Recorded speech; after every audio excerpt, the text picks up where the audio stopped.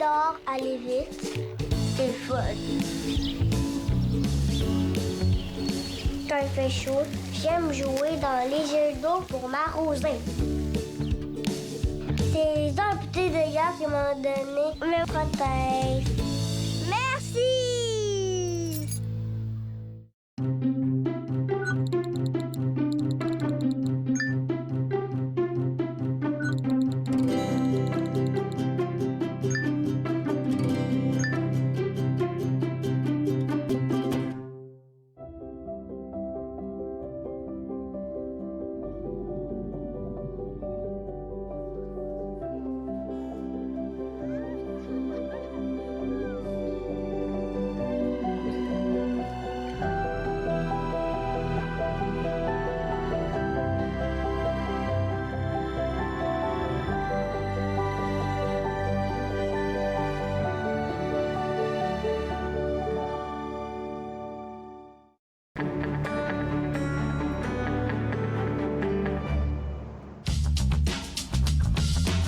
Cette émission est présentée par Télé Élan. Vous êtes enfin aux commandes. Pour en savoir plus, visitez rogers.com.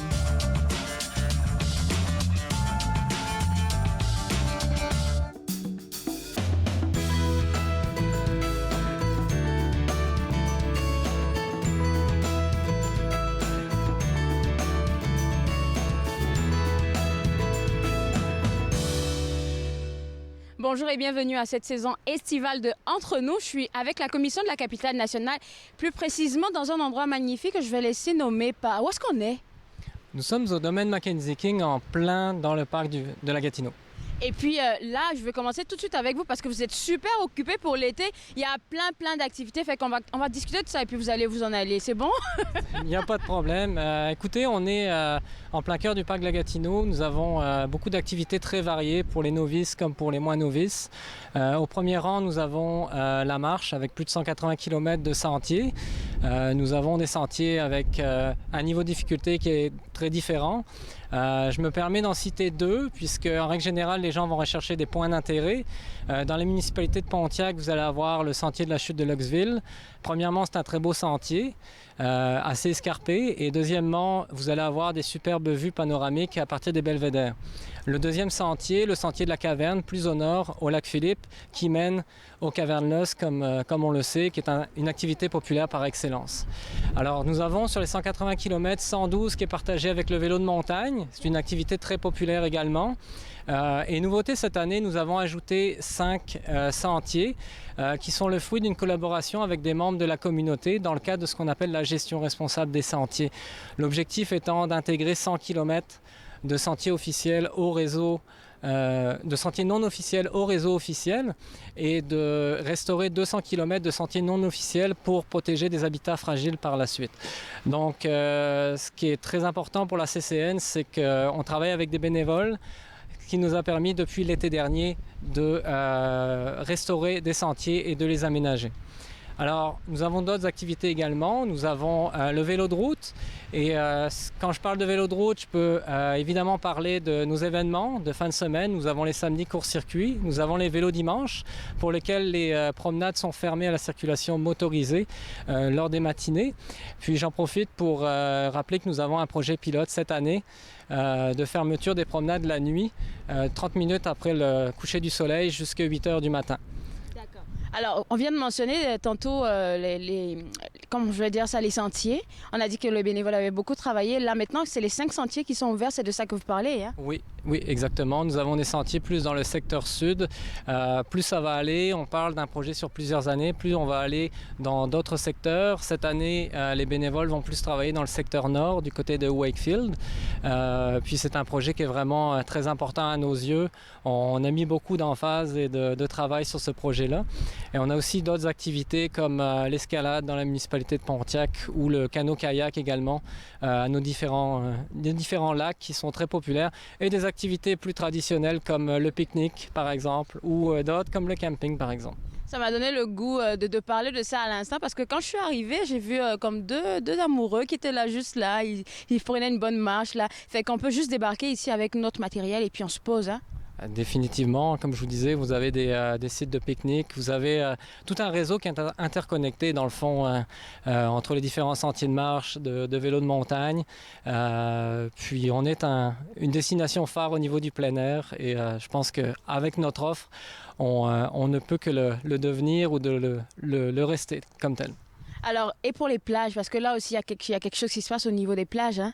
Nous avons effectivement 6 plages dans le parc de la Gatineau. Nous en avons 3, par exemple, au lac Philippe. Et nous en avons une aussi au lac La Pêche, qui est peut-être un petit peu plus méconnue, mais qui est un véritable paradis sur Terre. Nous avons 200 mètres de plage sablonneuse sur place et une plage de très grande qualité.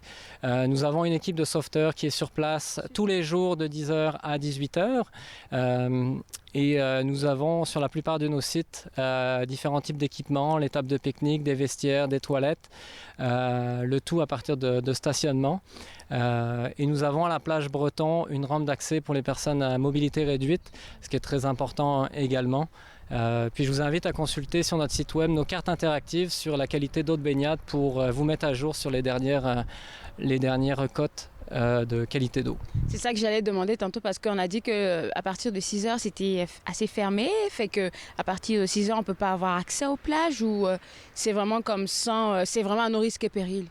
Bien, naturellement, c'est important de respecter la signalisation qui est en place. Effectivement, on a une équipe de sauveteurs qui est là jusqu'à 18h. C'est important de suivre leurs consignes, de respecter la signalisation en place. Et évidemment que les gens peuvent y aller après 6h, mais ce qui est important de se rappeler, c'est qu'on a des sauveteurs qui sont professionnels, qui sont là pour assurer la sécurité du public. Donc, c'est mieux de venir de 10h à 18h. Est-ce que ça vous pense... Oh, pas là, j'ai du bon vent qui m'emmène un peu loin parce que... Alors, durant l'été, les campings, là, ça c'est déjà commencé, hein? Oui, effectivement, on a un camping qui est très populaire. Nous avons 2 sites, le site du lac La Pêche et le site du lac Philippe. Ça permet d'offrir une expérience très différente et très variée au public, une expérience plus rustique avec 33 emplacements de canot camping au lac La Pêche et un site de groupe. Nous avons une expérience qui est plus traditionnelle pour accueillir vos tentes roulottes et vos roulottes avec 260 emplacements au lac Philippe. Et si vous recherchez peut-être un petit peu plus de confort, nous avons des prêts à camper que vous pouvez réserver aussi. Nous avons des 4 yourtes, nous avons 3 refuges et 4 tentes 4 saisons. Et cette année, nous ajoutons 2 nouvelles tentes 4 saisons. Donc c'est important de prendre vos réservations, d'aller sur notre site web pour avoir les réservations. Et nous avons aussi des sites de groupe, 1 au lac La Pêche et 3 au lac Philippe. Et nous avons des tarifs réduits en semaine. Donc encore une fois, allez voir notre site web pour plus d'informations. Alors donc pour les activités qui vont courir durant cet été, tout sera actualisé au fur et à mesure sur le site web, c'est bien ça? Définitivement, notre site web est tenu à jour. J'ai parlé de la qualité d'eau de baignade. Nous avons d'autres pages aussi qui sont mises à jour régulièrement. D'accord. Merci beaucoup. Je vais vous laisser aller et puis moi, je vais inviter tout le monde à visiter le site web de la CCN. Juste après la pause, on va découvrir un autre agent qui travaille ici, qui va nous faire l'histoire du domaine Mackenzie Key. Vous regardez Entre nous sur les ondes de TV Rogers.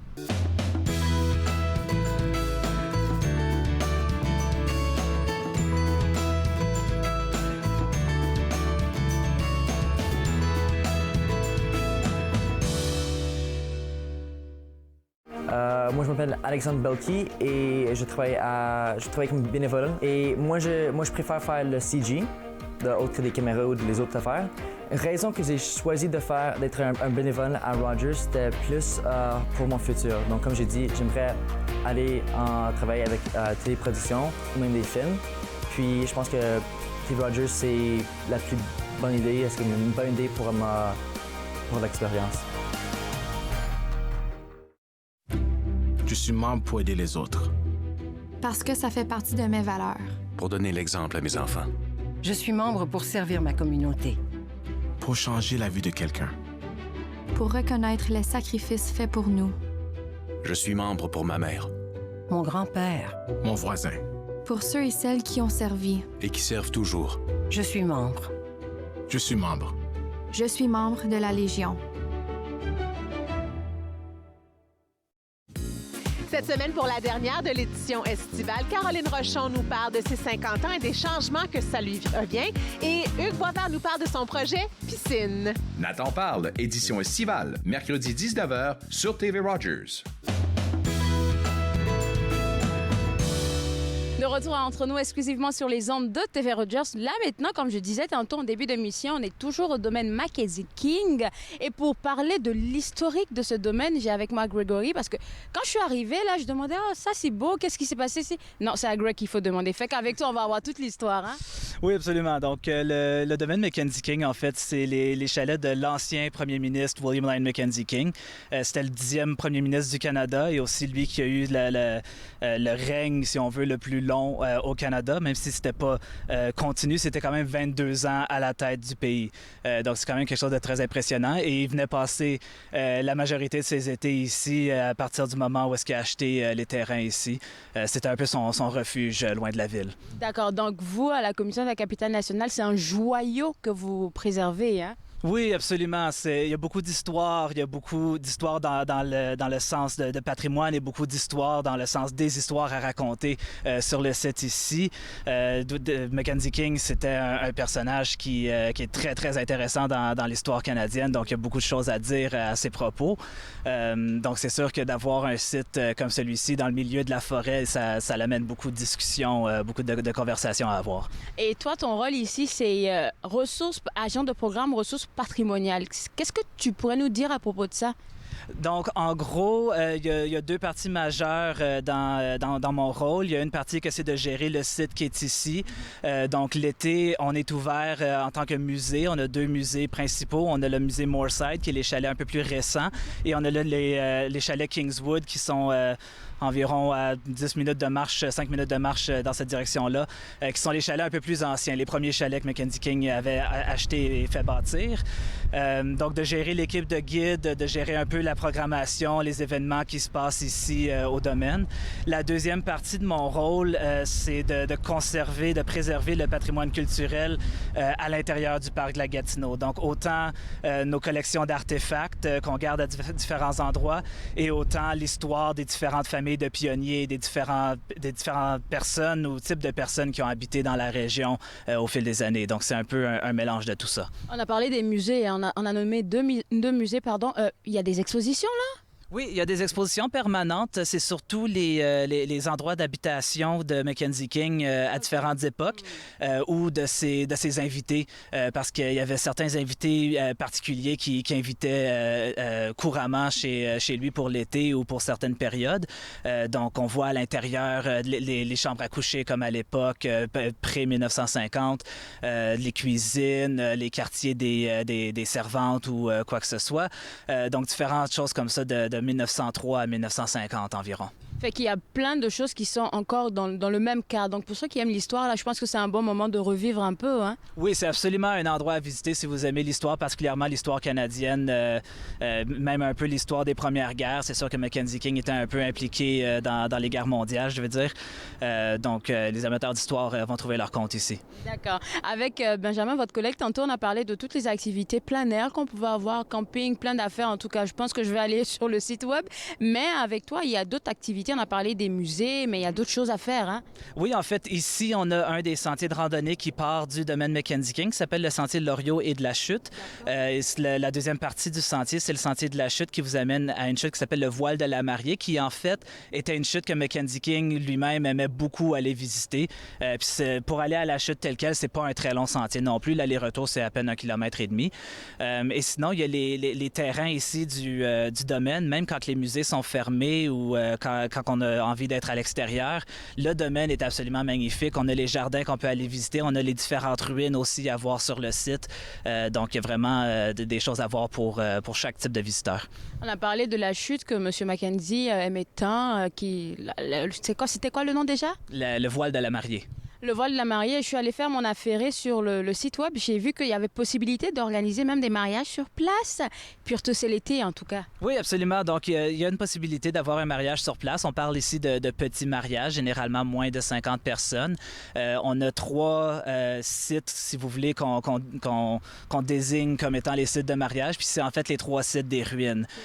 Donc, l'information est sur notre site web. Vous pouvez aussi contacter le centre des visiteurs, puis ils peuvent vous envoyer de l'information plus détaillée à ce sujet-là aussi. Et concernant ce qu'on voit en arrière de nous, parce que je peux décider de prendre une marche, comme on l'a dit tantôt, on peut faire la randonnée et tout, mais il y a des affaires qui sont là qu'on peut voir. J'ai le salon de thé. Hein? Oui, absolument. Le salon de thé, vous offre une expérience authentique d'antan, en fait, de thé anglais, si on veut, qui était une tradition un peu du début du 20e siècle. Puis il y a aussi une petite partie qu'on voit pas, mais qui est en arrière du chalet, qui s'appelle le Café Pat, qui offre des plus petites options pour emporter des petits cafés, des crèmes glacées, des choses comme ça au fil de l'été. Et puis le salon de thé, puisqu'on fait l'histoire, je vais revenir dessus parce que je pense que c'était l'une des premières habitations de M. Mackenzie ou pas? En fait, le chalet qui est derrière moi, au complet, c'était ce qu'on appelle le chalet Moorside. Donc, c'était le 3e, si on veut, le gros chalet de Mackenzie King sur le terrain qu'on a ici. Le salon de thé qui est maintenant, en fait, anciennement, c'était sa cuisine, sa salle de bain, sa salle à manger. Et maintenant, ça a été légèrement converti pour pouvoir accueillir un public général. Tantôt, M. Benjamin, Benjamin a dit qu'il y avait quelque chose de nouveau qui s'en venait pour cet été. De votre côté aussi, pour des activités beaucoup plus, j'ai pas dit fermées, mais puisque lui, c'est plein air, on va dire fermé parce que les musées et tout. Est-ce que vous avez de nouvelles choses qui s'en viennent pour l'été? Rien de particulièrement nouveau. Par contre, à chaque année, on a nos 3 événements ici au domaine Mackenzie King. On a eu l'événement pour la Fête du Canada, évidemment le 1er juillet. On a un événement aussi la longue fin de semaine du mois d'août qu'on appelle le domaine en fleurs pour un peu célébrer les jardins quand ils sont à leur plus magnifique, à leur plus... Éclosion. Et voilà. Et notre dernier événement, c'est à la fin de l'été. En fait, une manière de dire merci à l'été d'être passé nous voir, c'est durant la fête du travail, durant la fin de semaine de la fête du travail. Et toutes ces activités-là, ils tiennent toujours et seront actualisées sur le site web. Qu'est-ce qu'on fait comme activité en ce moment-là? Ça varie un peu d'activité en activité, mais presque tout le temps, il y a de la musique, il y a des activités visées aux familles, visées aux enfants, visées aux plus vieux, des fois des petites expositions temporaires, des choses comme ça. Mais c'est généralement autour du thème de l'activité. Donc, soit de la Fête du Canada, soit de la nature et les jardins et tout ça, ou la Fête du travail qui va être un peu une fête d'été, si on veut. C'est extraordinaire. Merci beaucoup. Je vais te laisser aussi aller travailler. Puis encore une fois, je vais vous inviter à visiter le site web de la CCN pour plus d'informations. Alors, après la pause, vous voyez autour de nous, on a de la verdure, on a tout ce qui est beau ici, là. On va parler avec quelqu'un qui va nous donner tous les détails sur la faune et la flore ici au parc de la Gatineau. Vous regardez Entre nous sur les ondes de TV Rogers.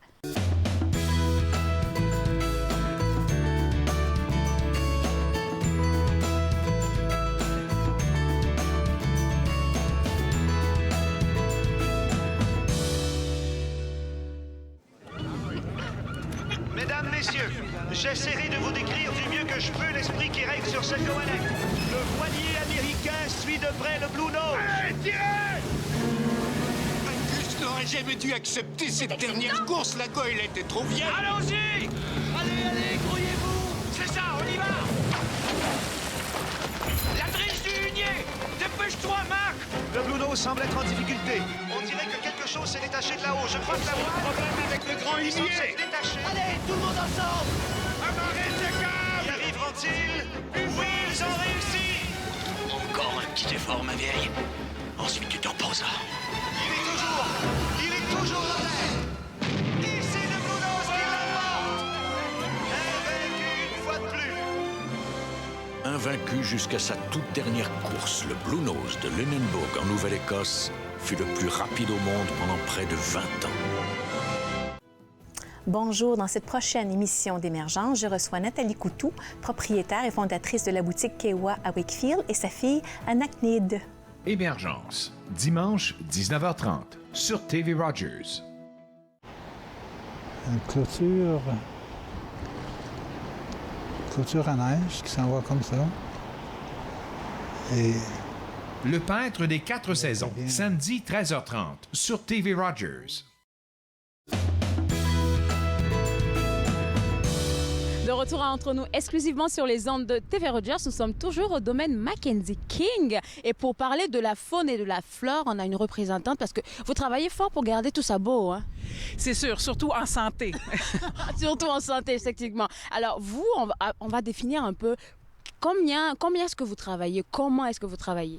Donc, moi, mon rôle, c'est de donner de l'espace pour que les gens puissent poser leurs questions, qu'on leur donne des réponses, leur permettre d'avoir des activités qui répondent à leurs besoins, qui soient intéressantes, créer un lien avec les visiteurs pour qu'ils apprennent à connaître le parc puis qu'ils veulent le protéger. Fait que c'est comme une expérience visiteur que vous avez comme rôle, hein? Oui, absolument. Donc, moi, les activités, généralement, cet été, par exemple, c'est des activités qui se passent de la Saint-Jean jusqu'à la fête du travail. C'est 5 jours semaine, du mardi au dimanche. Tout le monde est bienvenu, les usagers sont bienvenus. C'est surtout les campeurs, parce que les activités se passent au camping du lac Philippe. Donc, généralement, les gens qu'on voit, c'est des campeurs ou des gens qui sont venus à la plage pour la journée. On souhaite, dans le temps d'1 heure, 1 heure et demie, selon l'activité, leur présenter un thème particulier. C'est soit de jour à la plage ou le soir, c'est autour d'un feu de camp au bord du lac ou à un amphithéâtre enchanteur aussi avec une présentation visuelle avec des photos. Puis on parle d'activités. Quelles sont les activités qui reviennent le plus souvent? Notre activité classique d'été, c'est celle qu'on offre l'après-midi aux campeurs qui sont à la plage par an. Et puis c'est au sujet des amphibiens. On présente les grenouilles, les salamandres. Les jeunes aiment beaucoup, les enfants adorent un peu trop quand ils les serrent dans leurs mains, quand ils les trouvent. Donc on essaie de faire l'éducation justement aux amphibiens. Pourquoi ils sont fragiles? Comment est-ce qu'on peut faire pour les protéger? C'est quoi des petits gestes qu'on pourrait poser pour protéger leur habitat? Puis si on a à les manipuler, comment on peut le faire délicatement pour qu'après la grenouille puisse continuer son petit bonhomme de chemin sans trop être abîmé. Donc c'est interactif, ce sont des activités agréables. Les amphibiens, c'est vraiment un classique. Un autre qu'on offre en plein jour aussi, c'est un bingo. Et c'est sûr que des bingos, au lieu de nommer des chiffres, nous, on nomme justement certaines activités récréatives. On a un jeton, c'est une image, on joue un peu à une devinette. On peut dire je suis... on essaie de faire deviner soit le nom d'un animal ou une randonnée ou le nom d'un personnage, comme William Lang et Mackenzie King, pour qu'ensuite on ait la chance de leur en parler. Puis eux, par le fait même, peuvent faire un X sur leur feuille de bingo. Et on joue vraiment au bingo comme ça, mais à chaque jeton, c'est une activité ou un personnage ou un animal qu'on présente. Et puis, ça se fait comme ça au bord de la plage avec ceux qui sortent du lac puis qui vont y retourner après, mais qui ont la chance de poser leurs questions, qui ont la chance de trouver ça agréable. Parce que souvent, on dit plus on connaît quelque chose, plus on va pouvoir le protéger. Mais c'est surtout aussi qu'il va falloir créer un lien, trouver ça agréable, avoir un lien émotif avec quelque chose qui se trouve dans le parc pour après ça qu'on sente que c'est notre parc puis on a le goût de les protéger. 2 affaires que j'allais mentionner. On a parlé de l'activité avec les amphibiens. C'est vraiment une activité pour les tout petits ou c'est vraiment ouvert à tout le monde? C'est ouvert à tout le monde. C'est sûr que notre clientèle est familiale. Ce sont des familles qui sont en camping, mais souvent on a des couples... qui viennent des jeunes, des gens un peu plus âgés qui se présentent et qui vont contribuer parce qu'ils sont un peu plus spécialistes, qui vont apprendre des choses nouvelles parce qu'ils ne connaissaient pas les amphibiens, ne connaissaient pas nécessairement les activités récréatives. On a la chance de leur proposer des activités qui partent de là où ils sont. Et puis, en soirée, bien, c'est la magie de la tombée du jour, c'est être autour d'un feu de camp, parler. Par exemple, cet été, on va présenter pour la première fois une activité sur les sons qu'on entend la nuit. Souvent, les campeurs sont dans la tente et puis ils se demandent c'est quoi ça. Alors là, on va pouvoir répondre à leurs questions, de dire hey, c'est une chouette rayée, puis c'est un hibou qu'on a la chance de voir, qu'on a surtout la chance d'entendre. Alors, de le nommer, de l'identifier, d'en parler autour d'un feu de camp, ça fonctionne. De parler aussi des fois, c'est une bataille entre ratons-laveurs qu'on entend quand on est dans la tente. Alors, comment est-ce qu'on peut éviter que les ratons-laveurs viennent dans notre campement, qu'ils viennent dans notre nourriture? Comment protéger ce raton-laveur-là aussi? Donc, ce sont des sons qu'on peut entendre. L'animatrice va être autour du feu de camp. Il va y avoir des chansons, c'est sûr. On est autour d'un feu de camp, on ne peut pas l'éviter. Les gens vont être amenés à participer toujours. Toutes nos activités permettent à des gens qui veulent bien participer à venir et à jouer un rôle ou à aider la guide à faire quelque chose. Et puis après, au sujet des animaux nocturnes, par exemple. Puis un autre de nos feux de camp, c'est au sujet du castor. Souvent, les gens voient des infrastructures comme ça dans le parc et se demandent c'est quoi. Mais par le thème du castor autour du feu de camp, on peut leur expliquer comment on fait la gestion du castor dans le parc La Gatineau.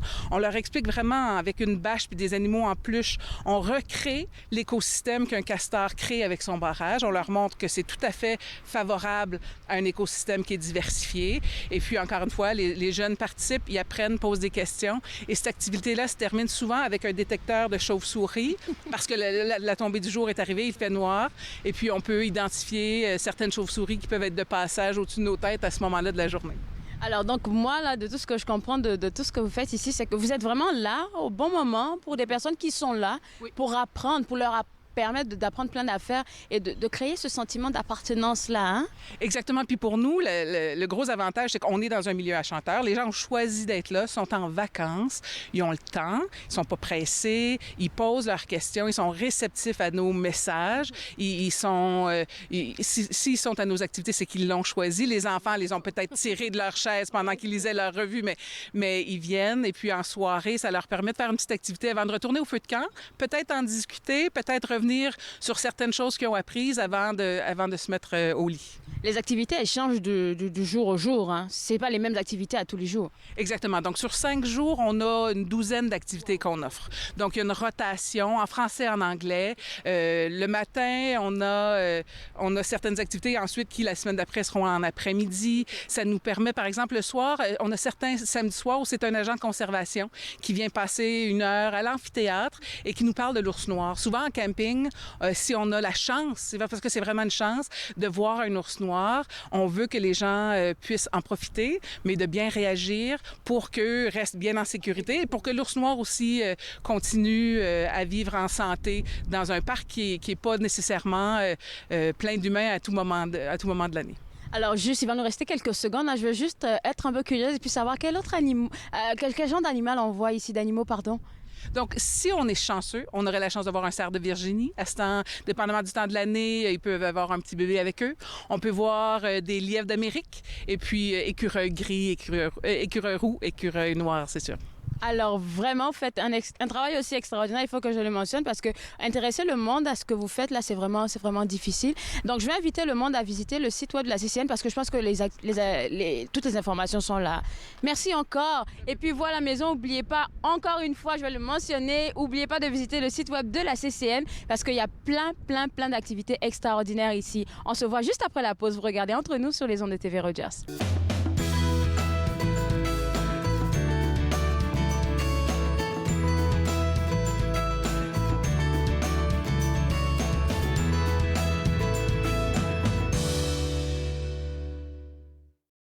La santé, pas la même recette pour tous avec Dr Tania Manicam de Nutricam et Mme Julie Barbeau-Cappuccio de Délices Sublimes. L'apéro avec Julie, mercredi 15h sur TV Rogers. Je m'appelle James Fall, puis je fais mon coop / bénévole ici à TV Rogers.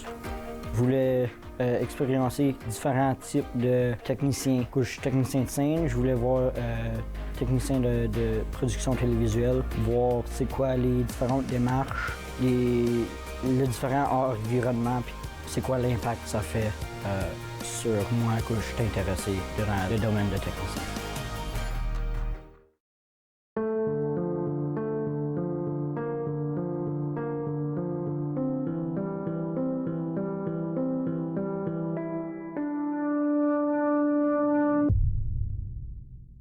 Du sang dans l'urine est le symptôme le plus commun du cancer de la vessie. N'ignorez pas ce signe, pas même une seule fois.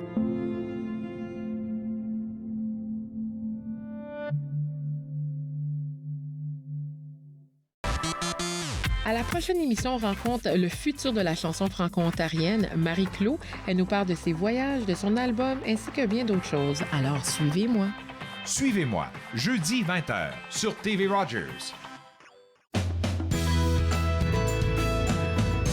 De De retour à Entre nous, exclusivement sur les ondes de TV Rogers, on est en direct du domaine Mackenzie King et puis on a discuté avec plein d'agents qui nous ont donné le goût de visiter ce lieu extraordinaire qu'on a au cœur de chez nous. Alors, il y a 2 musées ici au domaine à visiter qui vont vous refaire l'histoire et c'est très intéressant de ce qu'on a pu apprendre. Il y a aussi plein d'activités pour l'été. On a par exemple des plages, il y a des campings et puis il y a aussi des randonnées à faire ici. Donc, pour plus d'informations, www.ncc-ccn.gc.ca.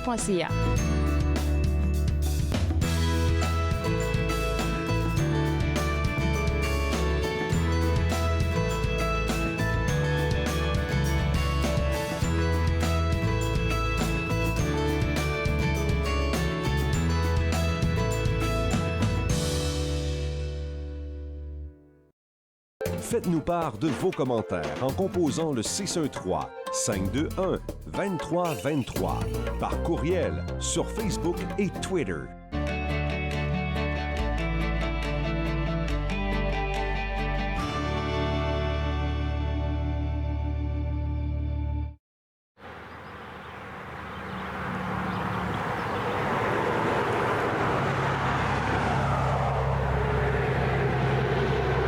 Viens que je te raconte, mercredi 20h30 sur TV Rogers. Bonjour, je m'appelle Marie Saint-Guépol, je suis bénévole à TV Rogers. J'ai choisi TV Rogers, c'était un test pour moi parce que je voulais voir si j'étais vraiment à l'aise sur ce milieu de médias. Je trouve que le programme est très bien organisé et c'est bien pour des élèves qui veulent déjà se mettre en avant dans le métier qu'ils veulent faire plus tard. Que tu aimes le milieu de la télévision, tout ce qui est reportage, je pense que c'est le bon endroit pour toi. À la prochaine émission de Regard, Amélie Trottier vous apporte dans l'univers du forgeron Jean-François Bertrand et elle discute avec l'artiste visuel Krasi Dimch dans le cadre de sa nouvelle exposition On m'y faut. Regard, jeudi 19h sur TV Rogers.